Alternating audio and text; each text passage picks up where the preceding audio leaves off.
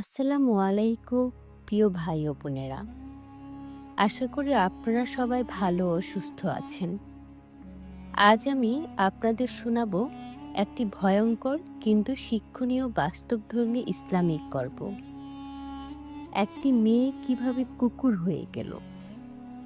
এই গল্পটি শুনলে আপনার অন্তর কেঁপে উঠবে।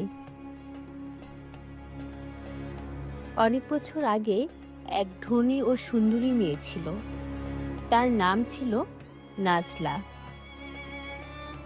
আল্লাহ তাআলা তাকে সৌন্দর্য, ধন সম্পদ ও দুনিয়ার অনেক নিয়ামত দিয়েছিলেন। কিন্তু দুর্ভাগ্যজনকভাবে সে আল্লাহর কোনো নিয়ামতের জন্য আলহামদুলিল্লাহ বলেনি। বরং অহংকারে অন্ধ হয়ে সে সবার সাথে খারাপ ব্যবহার করত। নামাজ পড়ত না, পর্দা করত না, বরং ইসলামী শিক্ষা ও আদবকে তুচ্ছ ভাবত। একদিন এক দরিদ্র মহিলা তার দরজায় এসে এক টুকরো রুটি চাইল। নাজলা রেগে গিয়ে বলল, তুই একটা ভিখারি, তুই তো কুকুরের চেয়েও নীচ। এই কথা বলে সে দরজা বন্ধ করে দিল এবং মুচকি হেসে ভিতরে চলে গেল। কিন্তু সে জানতো না, সেই গরিব মহিলা ছিল আল্লাহর এক প্রিয় বান্দা।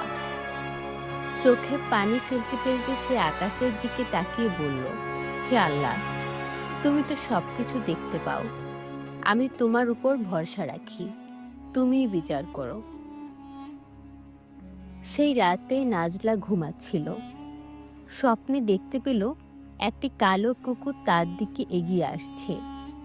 কুকুরটি বলছে, তুমি মানুষ না, তুমি এক নিষ্ঠুর আত্মা, তুমি কুকুরের চেয়েও অধম। ঘুম ভেঙে যায় তার। সে উঠে বসে, চিৎকার করতে চায়, কিন্তু মুখ দিয়ে শব্দ আসে না। ঘেউ ঘেউ শুধু কুকুরের শব্দ। ভয়ে আয়নার সামনে গিয়ে দেখে তার মুখমণ্ডল বিকৃত হয়ে গেছে। সে এখন কুকুরের মতো দেখতে, গলার আওয়াজও কুকুরের মতো। সকাল হতে এই খবর চারদিকে ছড়িয়ে পড়ে। লোকজন দেখতে আসে সেই রূপবতী মেয়েটিকে, যে আজ আর মানুষ নেই, বরং কুকুরের মতো আচরণ করছে। কেউ বলে এটা নিশ্চয়ই আল্লাহর গজব। সে অনেক গরিব মানুষকে অপমান করেছে। এ দুনিয়ায় অহংকার শেষ পর্যন্ত মাটিতেই মিশে যায়।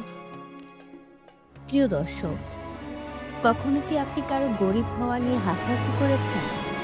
কখনো কি রূপ, টাকা বা সম্মান নিয়ে অহংকার করেছেন? তাহলে নিচে কমেন্ট করুন, ইনশাল্লাহ আমি অহংকার থেকে দূরে থাকব। আলহামদুলিল্লাহ, আল্লাহর দেওয়া সবকিছুর জন্য আমি কৃতজ্ঞ।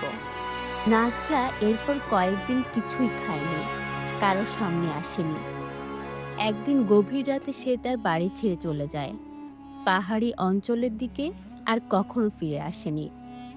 লোকজন বলে এখনো মাঝে মাঝে গভীর রাতে সেই এলাকার পাহাড়ি গলিতে এক কুকুর কাঁদতে কাঁদতে ঘুরে বেড়ায়। তার চাহনি যেন কারো কাছে মাফ চাইছে, যেন তার অহংকারের শাস্তি আজও সে ভোগ করছে।